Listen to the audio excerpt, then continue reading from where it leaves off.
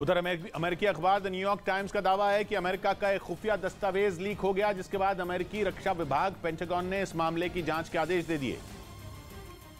क्योंकि अमेरिका का जो खुफिया दस्तावेज लीक हुआ उसमें यूक्रेन युद्ध की तैयारियों से लेकर कई दूसरी अहम बातों का भी जिक्र था। अमेरिकी अखबार द न्यूयॉर्क टाइम्स के मुताबिक ये दस्तावेज 4 से 5 हफ्ते पुराना बताया जा रहा है, जिसमें इस बात की पूरी प्लानिंग थी कि युद्ध में अमेरिका समेत नेटो के दूसरे सदस्य किस तरह यूक्रेन की मदद करेंगे और कैसे जेलेंस्की की सेना तक खतरनाक हथियारों की सप्लाई की जाएगी। लेकिन अमेरिका का ये अहम दस्तावेज लीक होकर सोशल मीडिया पर वायरल हो गया।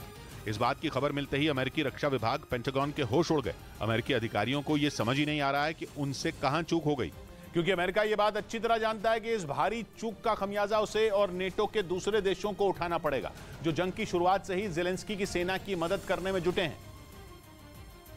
लेकिन जो दस्तावेज लीक हुआ उससे पुतिन की सेना को यह पता चल गया कि आने वाले दिनों में अमेरिका की रणनीति क्या होगी, क्योंकि द न्यूयॉर्क टाइम्स का दावा है कि इसमें इस बात का भी जिक्र था कि यूक्रेन की लड़ाकू ब्रिगेड को कब और कौन कौन सी ट्रेनिंग दी जाएगी। इसके अलावा अमेरिका समेत कई दूसरे देश किस तरह के घातक हथियार यूक्रेन को देंगे, इसकी भी जानकारी थी, जो अब पूरी दुनिया के सामने आ चुकी है। जिसका मतलब है कि अमेरिका को अब नए सिरे से अपनी रणनीति बनानी होगी, जिसमें काफी वक्त लग सकता है। लेकिन परेशानी यह है कि पुतिन की सेना इस मौके का फायदा उठाने की पूरी कोशिश करेगी, जिससे अमेरिका और नेटो की मेहनत पर पानी फिर जाएगा।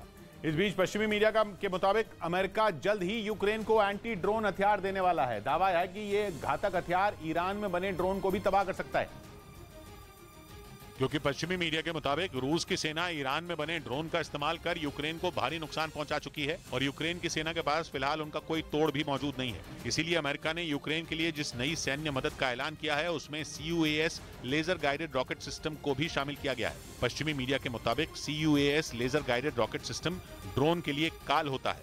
इसमें लगा रडार आसमान में 9 किलोमीटर की दूरी पर उड़ रहे ड्रोन का भी पता लगा सकता है, जबकि इसकी मदद से 3 किलोमीटर की दूरी पर मौजूद ड्रोन को हवा में ही तबाह किया जा सकता है। ऐसे में यूक्रेन की सेना इस हथियार की मदद से जंग में रूसी फौज की मुश्किलें बढ़ा सकती है। इधर सलमान खान ने एक बुलेट प्रूफ SUV कार खरीद ली। लंबे वक्त से उन्हें लॉरेंस बिश्नोई गैंग से धमकियां मिल रही हैं। कुछ दिन पहले भी उन्हें एक धमकी भरा ईमेल मिला था और उसमें लॉरेंस बिश्नोई का नाम सामने आया था। इसी बीच सलमान खान ने इस बुलेट प्रूफ SUV कार को खरीद लिया।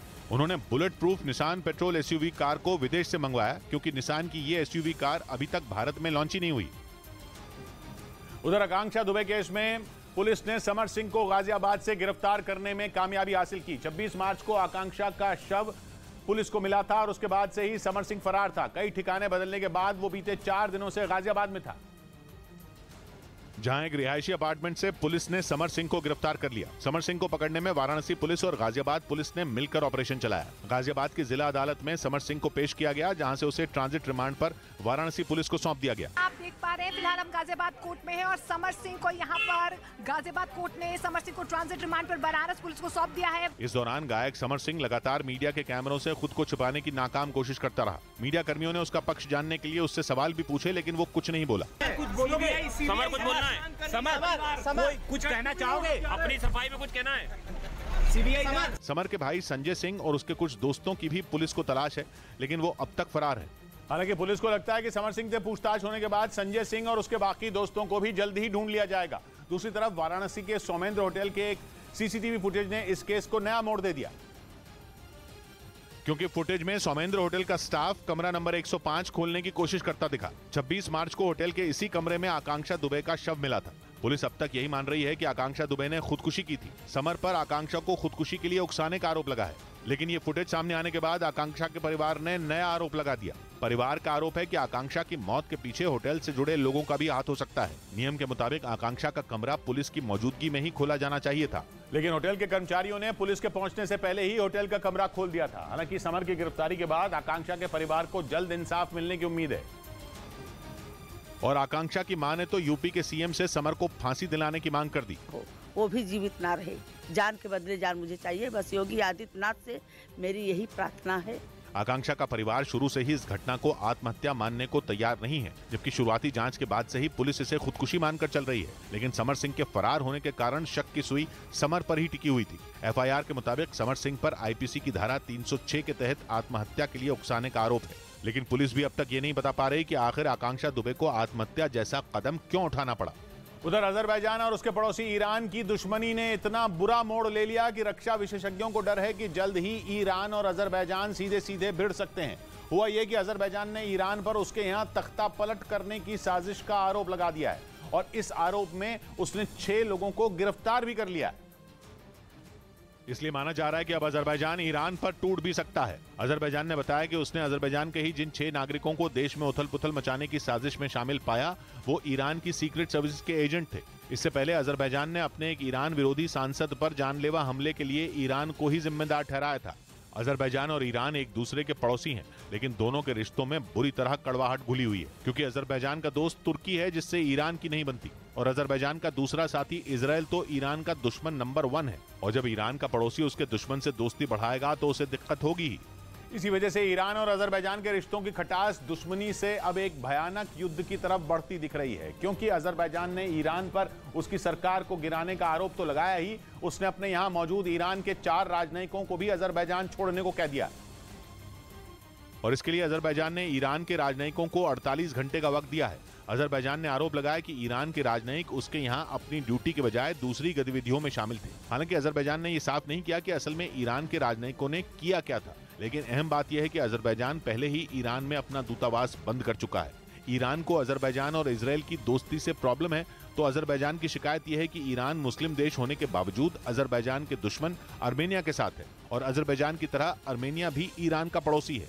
इधर तेलंगाना के बीजेपी अध्यक्ष और सांसद बंदी संजय कुमार को जमानत पर जेल से रिहा कर दिया गया, जिसके बाद उन्होंने संसदीय क्षेत्र करीमनगर में रैली की, जिसमें समर्थकों की बड़ी भीड़ जुटी। एसएससी पेपर लीक मामले में बुधवार को उन्हें गिरफ्तार किया गया था। जेल से रिहाई के बाद बंदी संजय कुमार से केंद्रीय गृह मंत्री अमित शाह और बीजेपी अध्यक्ष जेपी नड्डा समेत बीजेपी के कई बड़े नेताओं ने फोन पर बात की। उधर चीन से तनाव के बीच जापान की सेना का एक हेलीकॉप्टर अचानक लापता हो गया। बाद में पूर्वी चीन सागर में जापान के सर्च ऑपरेशन के दौरान उस हेलीकॉप्टर का मलबा तो मिल गया, लेकिन उस पर सवार सेना के कमांडर समेत 10 लोगों का कोई पता नहीं चल सका,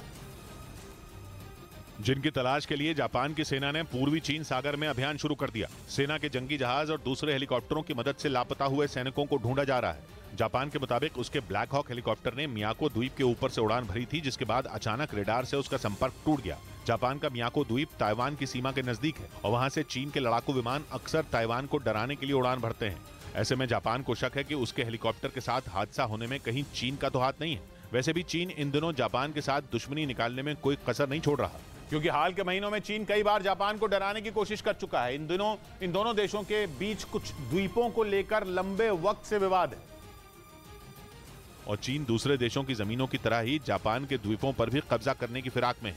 लेकिन जापान ने भी ईंट का जवाब पत्थर से देने की तैयारी शुरू कर दी। वो बड़े पैमाने पर खतरनाक हथियारों को जुटा रहा है। जापान अपनी शांति की नीति को छोड़कर युद्ध के लिए कमर कस चुका है। वो ये बात अच्छी तरीके से जानता है कि आज नहीं तो कल चीन उसके द्वीपों को हड़पने के लिए हमला जरूर करेगा। इसलिए जापान ने कुछ हफ्तों पहले अमेरिका के साथ घातक हथियारों की बड़ी डील की थी। हालांकि उसकी सेना में ज्यादातर हथियार अमेरिका के ही हैं, और उसका जो Black Hawk helicopter training drill के दौरान हादसे का शिकार हो गया, वो भी उसे अमेरिका से ही मिला था, जिसे खास ऑपरेशन को अंजाम देने के लिए ही तैयार किया गया। यही नहीं, ये हेलीकॉप्टर कोई नई तकनीक से भी लैस है, और इसीलिए जब उसका संपर्क अचानक रेडार से टूट गया और कई बार कोशिश करने के बावजूद उससे संपर्क नहीं हो पाया, तो जापान का शक और गहरा गया। उसे लगने लगा कि कहीं चीन ने तो उसके ब्लैक हॉक हेलीकॉप्टर को नहीं मार गिराया। हालांकि जापान की सेना अपने कमांडर समेत 10 सैनिकों को बचाने में जी जान से जुटी है।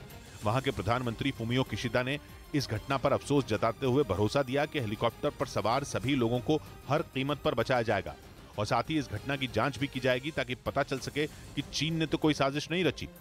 इस बीच पश्चिमी मीडिया का दावा है कि रूस के सुखोई लड़ाकू विमान यूक्रेन के एयर डिफेंस सिस्टम को चकमा देने में कामयाब हो रहे हैं। इसकी वजह यह बताई गई कि यूक्रेन के पास जितने भी एयर डिफेंस सिस्टम मौजूद हैं, वो रूसी फाइटर जेट का सामना नहीं कर सकते, और इसी वजह से पुतिन की सेना कई इलाकों में भयंकर तबाही मचा रही है, क्योंकि रूस के सुखोई लड़ाकू विमानों को रोकने में यूक्रेन के हथियार नाकाम साबित हो रहे हैं। पश्चिमी मीडिया के मुताबिक रूस अपने सुखोई 34 और सुखोई 35 फाइटर जेट के जरिए रोजाना कई गाइडेड बम बरसा रहा है, लेकिन जेलेंस्की की परेशानी यह है कि वो इन हमलों को चाहकर भी नहीं रोक सकते। इस बीच यूक्रेन की सेना ने भी मांग की कि इन हालात में अमेरिका उसे पेट्रियट मिसाइल डिफेंस सिस्टम देने में देरी न करे, ताकि यूक्रेन पुतिन की सेना को जवाब दे सके, क्योंकि हर गुजरते दिन के साथ रूसी सेना का हमला भी बढ़ता जा रहा है।